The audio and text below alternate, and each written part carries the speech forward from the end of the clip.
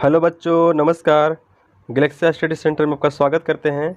आज के वीडियो में लाए हैं क्लास 11th का फिजिक्स चैप्टर 2, जिसका नाम है यूनिट्स एंड मेजरमेंट। आज का जो टॉपिक है पार्ट 5 है, जिस टॉपिक का नाम है बीमा का उपयोग। तो जैसा कि हम बता चुके हैं कि बीमा का उपयोग 3 तरह से करते हैं। एक पद्धति के मात्रा को दूसरी पद्धति में बदलना, और इसके बाद सूत्रों की जाँच करना, इसके बाद है सूत्रों की उत्पत्ति करना। ये 3 टाइप में फर्स्ट टाइप हम पढ़ चुके हैं। इसके पहले वाला पार्ट 4 में एक पत्ती के मात्रा को दूसरे पत्ती में बदलने के लिए सीख चुके हैं। ठीक है, इस वीडियो में जानेंगे दूसरा उपयोग, सूत्रों की जांच करना। ठीक है, आइए देखते हैं सबसे पहले बीमा का उपयोग सूत्रों की जांच करने के लिए कैसे करते हैं। तो सबसे पहले देखेंगे सूत्रों की जांच करने का कुछ नियम है। उस नियम को पहले आप लोग के बीच समझा देते हैं, इसके बाद जाँच करके बतलाएँगे। ठीक है, आइए तो सबसे पहले समझेंगे पहला नियम क्या है कि दो समान प्रकार के राशियों का योग संभव है।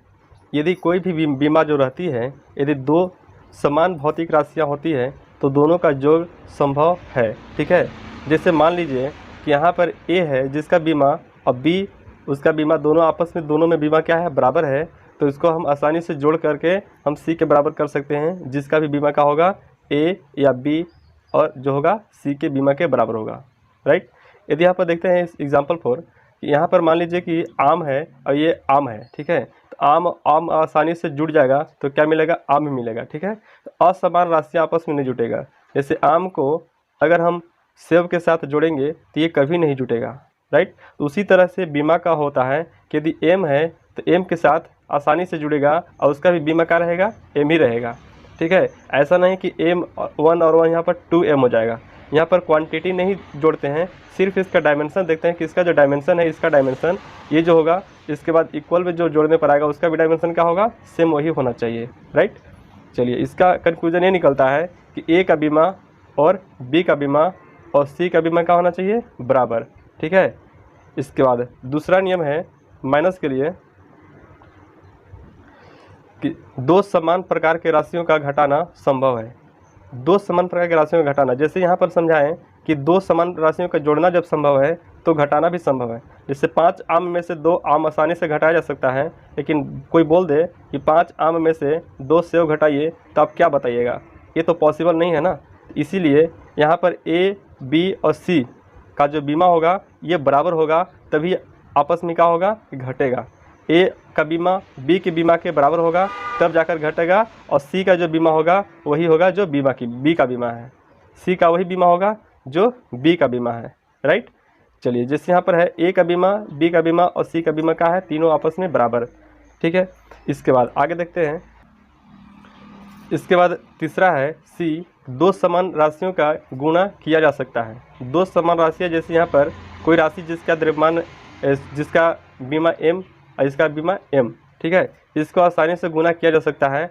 m 1 और 1 कितना हो जाएगा, 2। ठीक है, इसके बाद आगे देखेंगे डी कि यहाँ पर दो समान राशियों का भाग किया जा सकता है। जैसे m स्क्वायर है, ठीक है, m का घात 2 है और एक नीचे m है, तो आसानी से एक कट जाएगा तो एक मिल जाएगा, इसलिए दो समान राशियों का भाग आसानी से किया जा सकता है।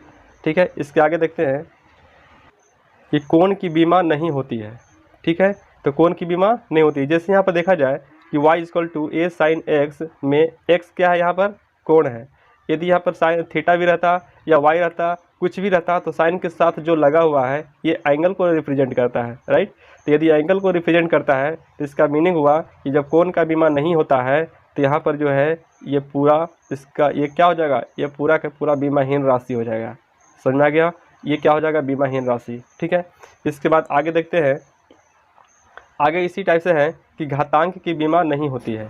जैसे घातांक का मतलब है कि e के पावर जो x है ये घातांक हुआ, x क्या है, यहाँ पर घातांक है। जब x का जब बीमा नहीं होगा तो इसका मतलब है कि ये पूरा जो राशि है ये पूरा क्या है, राशि ये बीमाहीन राशि है। ठीक है, कि जितना भी पॉइंट लिखवाए हैं इसको वीडियो के अंत में स्क्रीनशॉट लेने के लिए आपको टाइम देंगे, आप केवल समझते जाइए। ठीक है, जितना भी नियम अभी बताएं ये सारे नियम का सूत्रों की जांच करने के लिए उपयोग करेंगे। आइए देखते हैं कैसे सूत्र की जांच होती है। आइए बच्चों इस एग्जाम्पल को देखते हैं। सूत्र क्या दिया हुआ है, F = mv²/r की सत्यता की जांच करना है। बीमा का उपयोग करते हुए इस फार्मूला को जांच करना है कि फार्मूला क्या है, सही है। तो बीमा का उपयोग से आपको क्या करना है कि इधर का LHS का बीमा और RHS का बीमा, दोनों तरफ का यदि बीमा सेम है, LHS की बीमा और RHS की बीमा यदि बराबर हो जाती है तो इसका मतलब क्या है, ये फार्मूला क्या है, सत्य है, राइट।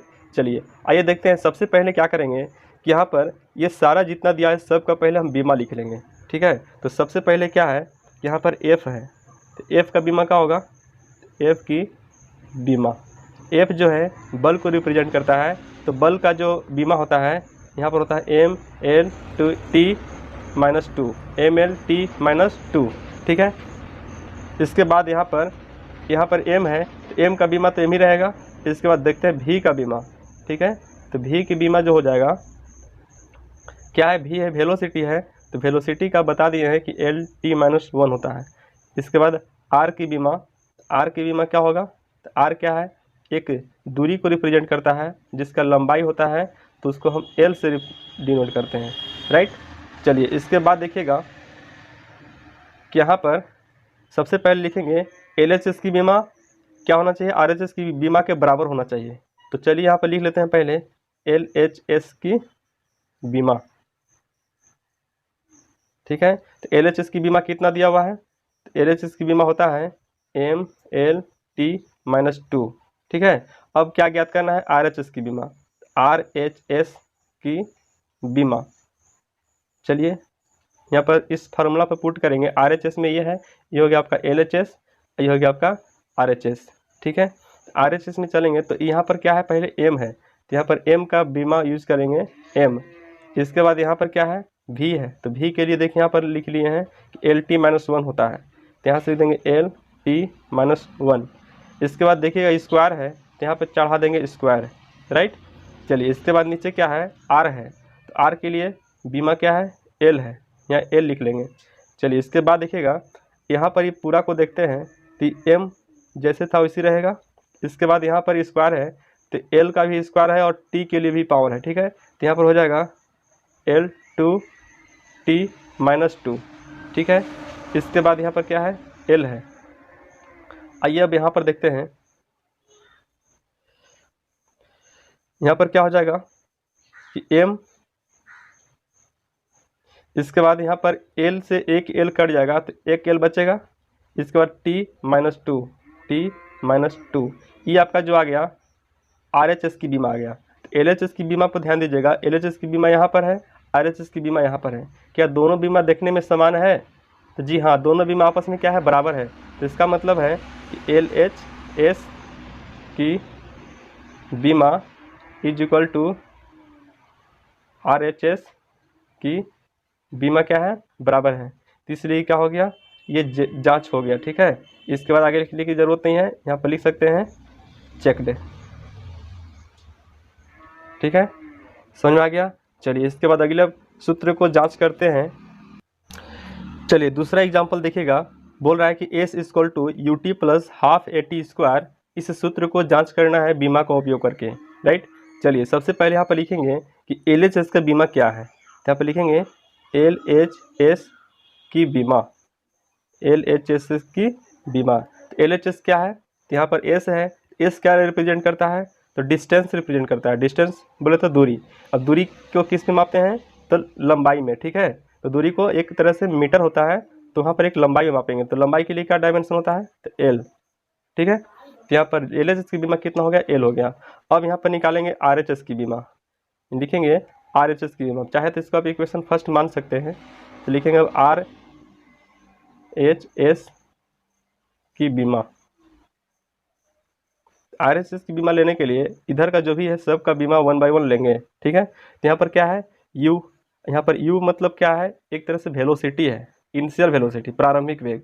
तो इनिशियल वेलोसिटी हो या फाइनल वेलोसिटी हो, जो वेलोसिटी U V का होता है वही इसका भी डायमेंशन होगा।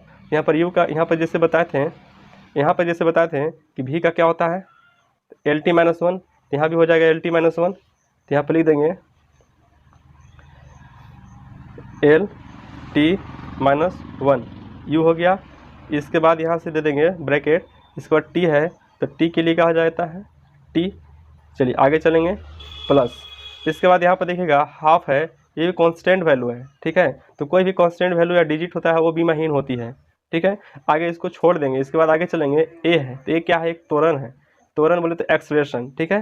तो अब त्वरण का क्या होता है बीमा, वो यहाँ पर लिख लेते हैं, ठीक है। इसके पहले वीडियो देख लीजिएगा बीमा, यदि सूत्र याद नहीं होगा तो, ठीक है। तो यहाँ पर बीमा जो होता है ए का एल टी माइनस 2 होता है, ठीक है।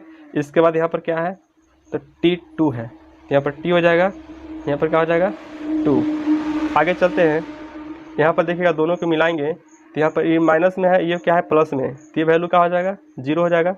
सॉरी, यहाँ पर क्या है माइनस में है, ये क्या है प्लस में, तो ये पूरा कट जाएगा, तो वैल्यू 1 मिलेगा। तो इसका मतलब यहाँ पर क्या बच गया, सिर्फ L बच गया। समझ आ रहा है। चलिए इसके बाद प्लस, यहाँ पर क्या है कि T माइनस 2 है, यहाँ पर प्लस 2 है, ये भी क्या हो गया कट जाएगा, तो वैल्यू 1 मिलेगा। तो यहाँ पर हो जाएगा इसका वैल्यू L। अब आगे देखिएगा, यहाँ पर L डायमेंशन, यहाँ भी L डायमेंशन। जब दो बराबर डायमेंशन जुड़ता है तो उसका डायमेंशन भी वही सेम आता है, ठीक है।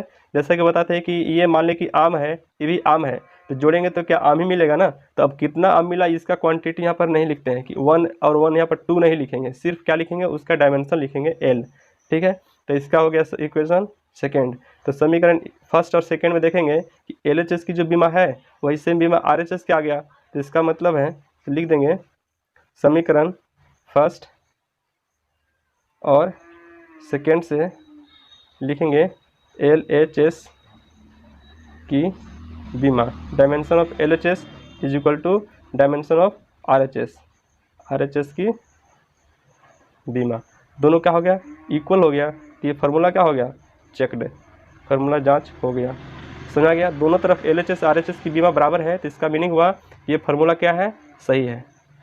ये फार्मूला केवल बीमा के अनुसार से सिद्ध होता है, न कि इसका ये न्यूमेरिकल वैल्यू से सिद्ध होता है। न्यूमेरिकल वैल्यू ये कांस्टेंट वैल्यू ये रिप्रेजेंट नहीं करता है, ठीक है। ये केवल बीमा को दिखाता है कि दोनों तरफ का डायमेंशन क्या है इक्वलिटी में है। इसके बाद देखते हैं अगला प्रश्न। चलिए इसके बाद देखते हैं बच्चों तीसरा प्रश्न। तीसरा प्रश्न बोलता है x is equal to ATQ बीमीय विधि से सत्य है। ये जो फार्मूला दिया हुआ है ये बीमीय विधि से क्या है सत्य है। तो एक बीमा पता लगाना है कि A जो है यहाँ पर इसका बीमा क्या होगा, जो x दूरी को डिनोट करता है और T समय को डिनोट करता है, राइट। तो चलिए सबसे पहले यहाँ पर क्या लिखेंगे, दिया है। तो यहाँ पर दिया क्या है कि पहले हम क्या प्रूफ करते थे, यहाँ पर प्रूफ करते थे कि LHS और RHS की बीमा हम क्या करते थे बराबर करते थे जांच करने के लिए। लेकिन यहाँ पर ऑलरेडी दिया हुआ है कि ये बीमे विधि से क्या है फार्मूला सत्य है। तो सत्य है इसका मतलब है कि LHS का बीमा जो होगा RHS की बीमा आपस में क्या है बराबर है। तो चलिए यहाँ पर लिखेंगे x की बीमा दिया हुआ है, x की जो बीमा है वो बराबर है इसका बीमा, मतलब ATQ के बीमा के क्या है बराबर है, ठीक है। अब इसके बाद लिखेंगे यहाँ पर, इसके बाद देखिएगा x क्या है दूरी को डिनोट करता है, तो दूरी का जो बीमा होता है वो क्या होता है तो L होता है। अब आगे देखिएगा यहाँ पर A का बीमा तो पता लगाना है, तो A की बीमा जैसे है वैसे लिख देंगे, ठीक है। इसके बाद यहाँ पर इनटू दे देंगे, इसके बाद ये T है, तो T के बीमा क्या होगा, T क्या डिनोट करता है समय को डिनोट करता है, तो इसका कैपिटल में T लिख देंगे और पावर कितना है 3 है। अब आगे चलेंगे, इसमें से क्या पता करना है, तो A का बीमा पता करना है, तो ये वैल्यू कहाँ आ जाएगा इधर डिवाइड में आ जाएगा। तो इसका मतलब है कि A की बीमा इक्वल टू यहाँ पर A हो जाएगा L ऊपर और इसके बाद ये हो जाएगा आपका T नीचे, ठीक है। तो यहाँ पर हो जाएगा A की बीमा इक्वल टू L ऊपर है और इसके बाद T ऊपर जाएगा तो माइनस में हो जाएगा 3, ठीक है। तो ये आपका A का बीमा निकल गया। समझ में आया। इस तरह से कभी कभी प्रश्न पूछता है कि आपको दे देगा कि ये जो बीमीय विधि से क्या है सत्य है, तो यहाँ पर जो वैल्यू दिया रहेगा उसको निकालने के लिए, तो आप इस तरह से आसानी से निकाल सकते हैं, ठीक है। तो ये आपका हो गया आंसर। चलिए इसके बाद देखते हैं अगला प्रश्न। आइए बच्चों, तो चौथा प्रश्न देखते हैं। चौथा प्रश्न क्या है, F इक्वल टू दिया हुआ है AT² plus BT plus C, जो बीमीय विधि से क्या है ये फार्मूला सत्य है। इसमें आपको F जो है डिनोट करता है बल, T डिनोट करता है समय, तो A B C का बीमा पता करना है कि क्या होगा। तो सबसे पहले आपको बता दें कि यहाँ पर जितना भी है F equal to AT² plus BT plus C, तो जितना भी योग हुआ है ये 3 पार्ट में है, 1 2, 3, 3 पार्ट में है, तो तीनों का जो बीमा होगा उस किसके बीमा के बराबर होगा? इसके बीमा के बराबर होगा। ठीक है, तो चलिए सबसे पहले लिख लेते हैं कि यहाँ पर लिख लेंगे कि एफ की बीमा जितना होगा उतने ही इसका बीमा होगा, ए टी स्क्वायर की बीमा। इसके बाद बराबर होगा बी टी का बीमा, बी टी की बीमा। ठीक है, इसके बाद बराबर होगा सी का बीमा, सी की बीमा। होता है वो कितना होता है? एफ जो है बल को डिनोट करता है, तो बल का होता है एम एल टी माइनस 2। ठीक है, अब इसके बाद यहाँ पर देखिएगा, इसके बाद देखेंगे यहाँ पर ए का वैल्यू तो पता करना है, तो ए का कोई भी बीमा पता नहीं है। यहाँ पर लिख देंगे ए की बीमा, यहाँ पर क्या है? टी, टी का बीमा कितना होता है? तो टी का बीमा टी, कैपिटल टी। ठीक है, जो कि समय को डिनोट करता है। इसके बाद बराबर बी का वैल्यू पता नहीं है, तो लिख देंगे बी की बीमा पता करना है, तो बी का बीमा इंटू यहाँ पर टी है तो कैपिटल टी, सॉरी यहाँ पर स्क्वायर है तो स्क्वायर दे देंगे, यहाँ पर क्या लिख देंगे? कैपिटल टी, क्योंकि यहाँ पर बी लिख दिए हैं बी की बीमा और टी सिंगल था, यहाँ पर टी लगा दिए, इक्वल टू यहाँ पर लिख देंगे सी की बीमा। अब यहाँ पर देखिएगा जिसका वैल्यू निकालना है उसके और जिस वैल्यू दिया हुआ है उसको हम एक साथ लेकर के इक्वल करेंगे। तो देखिए ये जो वैल्यू है पूरा बीमा पता है, और इसके बाद इसमें देखेंगे तो इस वैल्यू को इसके साथ रिलेट करेंगे तो क्या मिलेगा? तो यहाँ पर लिखेंगे M L T minus 2 equal to लिखेंगे ए की बीमा इंटू टी 2, पावर कितना है? 2 है। अब यहाँ से ए की बीमा निकालना है तो ये कहाँ आ जाएगा? यहाँ डिवाइड में आ जाएगा, तब लिखेंगे ए की बीमा इक्वल टू यहाँ पर पहले ही लिख लेंगे एम एल टी माइनस 2 और डिवाइड में लिख देंगे टी 2। यहाँ से देखिएगा ये क्या है? ये प्लस में ऊपर जाएगा तो क्या हो जाएगा? माइनस में हो जाएगा, जो कि इसके साथ जुड़ जाएगा। तो ये पूरा इसका जो सूत्र हो जाएगा एम एल टी माइनस 4। ठीक है, इसके बाद अगर बी का बीमा निकालना है तो बी के लिए क्या करेंगे? तो ए का वैल्यू ये निकल गया और ये इसके साथ भी चल सकते हैं। ठीक है, या तो फिर जो वैल्यू दिया हुआ इसके साथ और इसको लेकर चलेंगे। ठीक है, तो यहाँ पे चलेंगे तो एम एल टी माइनस 2, इसके बाद चलेंगे इसको लेकर के बी की बीमा इंटू क्या है? टी है। आगे देखिएगा यहाँ पर बी का बीमा निकालना है, यहाँ पर देखिएगा बी का बीमा निकालना है तो बी का बीमा इक्वल टू ये रहेगा ऊपर और ये आ जाएगा कहाँ? डिवाइड में। यहाँ पर लिख देंगे M L T minus 2 divide by कितना? टी। अब यहाँ देखिएगा यहाँ पर टी है 1, ऊपर जाएगा तो माइनस हो जाएगा, तो यहाँ पर मिलेगा एम एल टी माइनस 2, पहले से एक और मिल गया तो कितना हो गया? -3। तो ये हो गया आपका बी का बीमा। और सी का बीमा कितना होगा? अब इसके बाद है सी का बीमा, तो सी का बीमा देखिएगा तो इसका जो बीमा है पूरा का, ये पूरा का बीमा और ये पूरा का बीमा क्या होगा? आपस में बराबर है, तो इसका मीनिंग हुआ जो सी का बीमा है वो किसके बराबर हो जाएगा? इसके बीमा के बराबर। तो डायरेक्ट लिख देंगे यहाँ पर, तो सी के जो बीमा होगा, सी की बीमा किसके बराबर हो गया? तो एफ के बीमा के बराबर यहाँ पर जो था, तो एम एल टी माइनस 2, ये आपका हो गया पूरा ए बी और सी का। ए का जो बीमा हो गया यहाँ हुआ, और इसके बाद बी का बीमा देखिए यहाँ पर निकला हुआ है, और सी का बीमा यहाँ। इस तरह से ए बी और सी का बीमा निकल गया। ठीक है, इसके बाद देखिएगा अगला प्रश्न,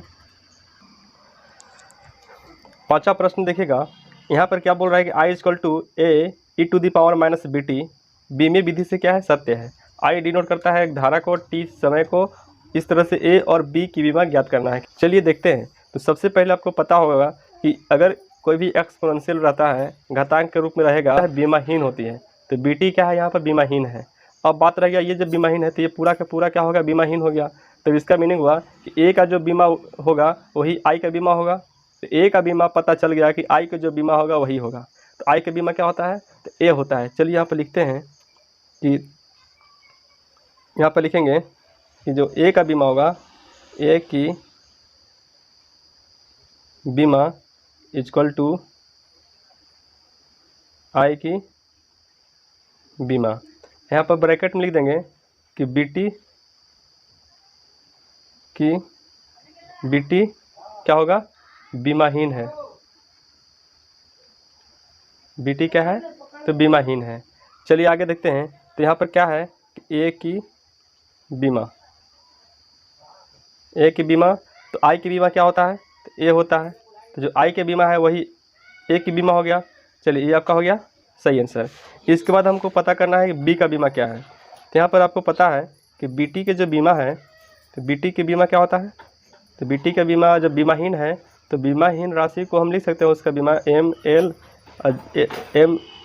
L0 और T0, मतलब सारे के सारे क्या है, कुछ नहीं है, मतलब कि बीमाहीन है। तो अब यहाँ से क्या है कि बी का बीमा पता करना है। तो बी का बीमा जो है लिख देंगे बी का बीमा इंटू, यहाँ पर बी हो गया, यहाँ पर टी भी है, तो टी के लिए क्या लिख सकते हैं, टी का बीमा टी, और यहाँ पर क्या है M0 L0 और T0, ठीक है।